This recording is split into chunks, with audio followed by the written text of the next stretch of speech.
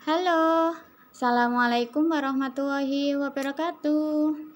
Halo anak-anakku yang hebat, apa kabar semua? Semoga dalam keadaan sehat walafiat.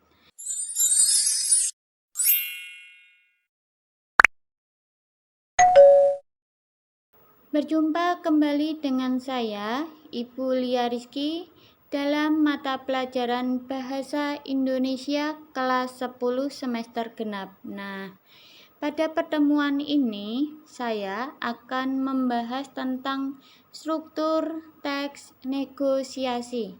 Nah, ada yang tahu apa itu struktur negosiasi? Kalau kalian tahu, silakan komentar di kolom komentar ya. Nah, selanjutnya saya akan membahas tentang struktur teks negosiasi.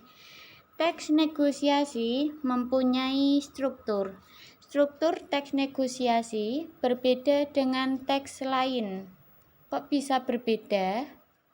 Struktur teks negosiasi yang akan dipelajari dalam pelajaran ini adalah negosiasi lisan dan tertulis.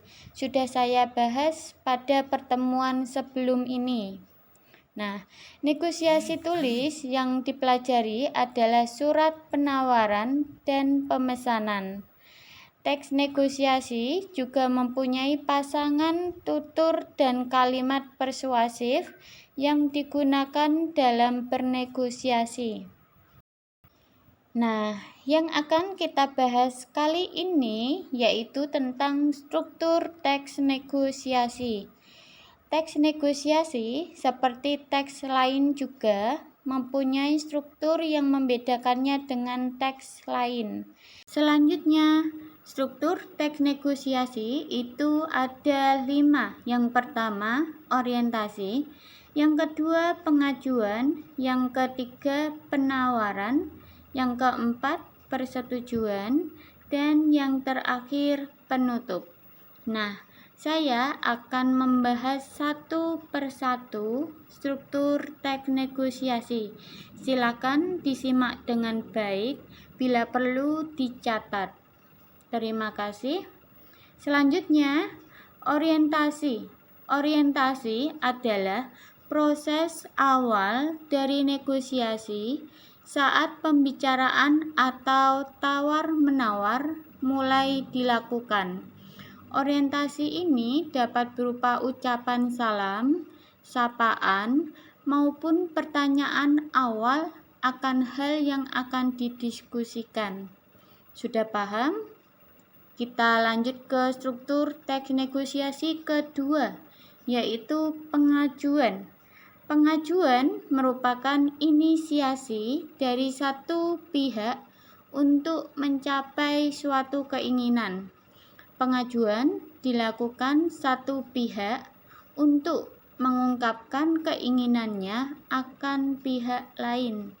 Dalam pengajuan, pihak-pihak yang terlibat akan mengungkapkan tujuan masing-masing yang ingin dicapai. Selanjutnya, struktur yang ketiga, yaitu penawaran. Penawaran adalah inti dari negosiasi itu sendiri. Penawaran timbul karena adanya pengajuan.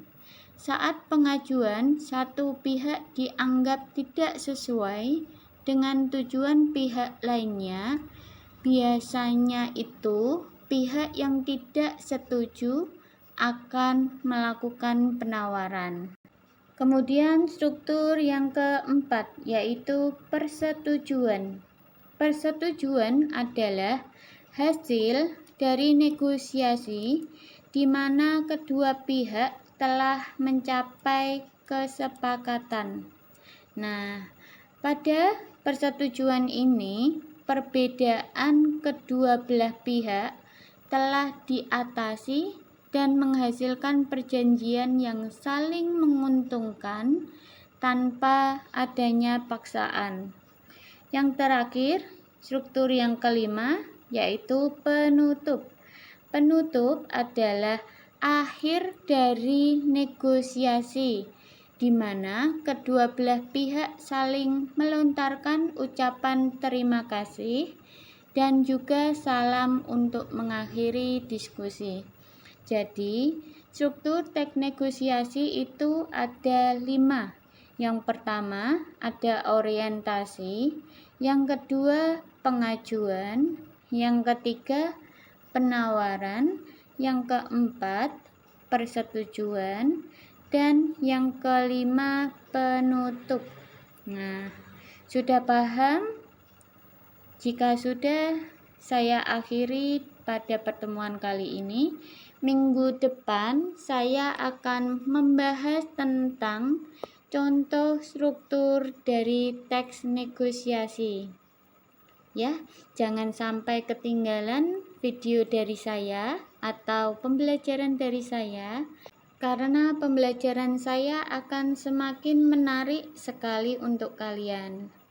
Sampai jumpa di pertemuan berikutnya ya. Terima kasih. Semoga bermanfaat untuk saya dan kalian. Wassalamualaikum warahmatullahi wabarakatuh.